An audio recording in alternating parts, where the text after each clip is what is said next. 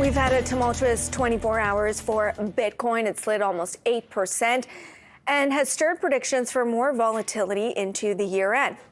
Now, the catalyst yesterday, U.S. Senator Elizabeth Warren introducing legislation to crack down on cryptocurrencies. For more, we're joined by Matt Hougan, Chief Investment Officer at Bitwise Asset Management. Matt, we know that Senator Warren is no friend to cryptocurrencies, but with the tabling or the proposal of this legislation, what does it mean for the crypto markets?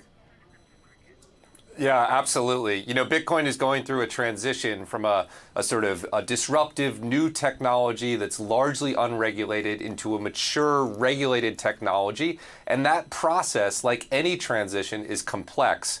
Elizabeth Warren's bill would put really complicated and unnecessary and probably ineffective requirements on the cryptocurrency industry. Is designed to hamstring it and allow traditional financial institutions to maintain their position over the current financial ecosystem. There are ways to adapt the crypto ecosystem to fit AML and KYC requirements. I'm hopeful that sort of the bicameral nature of the U.S. legislative process will push us in that direction. So the bill as it was introduced or added to by Elizabeth Warren yesterday is a big negative, but I doubt it will see the light of day in its current form, and it's just an uncomfortable step in this maturation process that we're going through as an industry. AML, anti-money laundering, and KYC, know your client. These are things that, you know, all financial institutions, major ones, have to adhere to, and of course the chief complaint is that Bitcoin allows you to kind of circumvent that. Those in crypto have been saying, yeah, we're happy to be regulated. So I guess help me understand that tension of, you know, when somebody is proposing these kind of regulations, why there's a bit of a recoiling. Absolutely. The question is where those regulations apply. If I can make an analogy to the internet, are you regulating the actual pipes on which information flows? Are you making sure that those put standards on the kind of speech that goes across the internet? Or are you regulating the front end that actually display that content? We've made the decision on the internet and other similar technologies to regulate the entities that actually display that content rather than the underlying piping and wires and infrastructure. Where bills like this go wrong is that they try to take that regulation down to the technology layer, and that just hamstrings the development of the technology in ways you can't expect. So it's not a question of the impact. Everyone wants high quality anti-money laundering in effect for this new financial system that's emerging. It's the question of where that should be applied. And what the crypto industry has said is we would like regulation, but at that consumer facing level that we have traditionally regulated at. What does it say, you know, given the reaction, and I understand we've recovered a little bit, but that we saw such kind of a swift sell-off, about the nervousness within the crypto community, especially, you know, we walked into the year under 20,000. Here we are sitting above 40,000.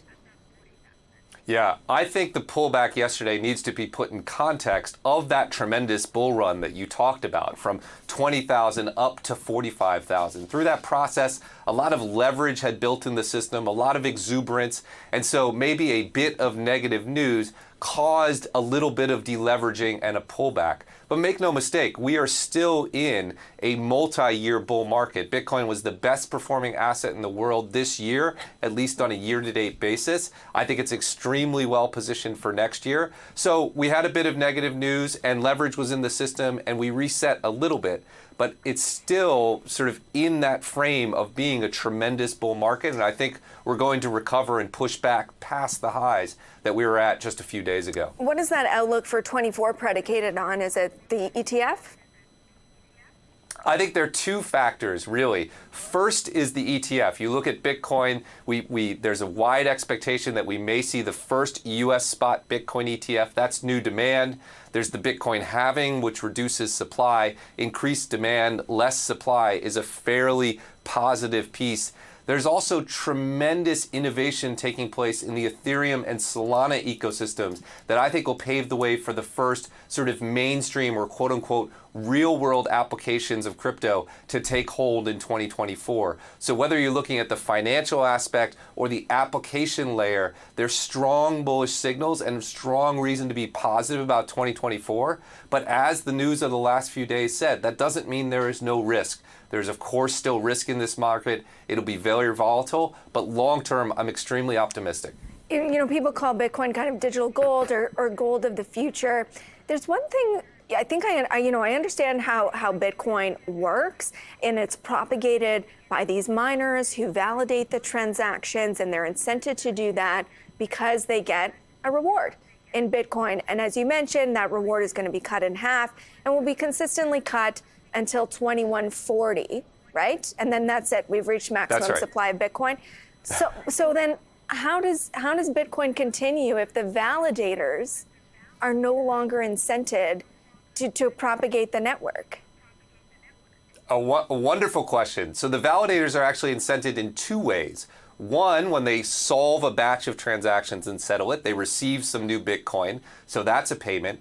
And two, every block of Bitcoin settles transactions every 10 minutes, can only fit a certain number of transactions. And if there are more that want to go through the system than fit in that block, people pay a tip or a fee to move to the front of the line. And so the expectation is over the next 100+ years, you're going to see the percentage of tip revenue that's paying for that validation process increase as that Bitcoin reward comes down. In fact, we've already seen it. That tip revenue is regularly 5 to 10 to 15% of the total income of these miners. So it's designed to solve that, but it's a very not well understood. So I'm glad you asked.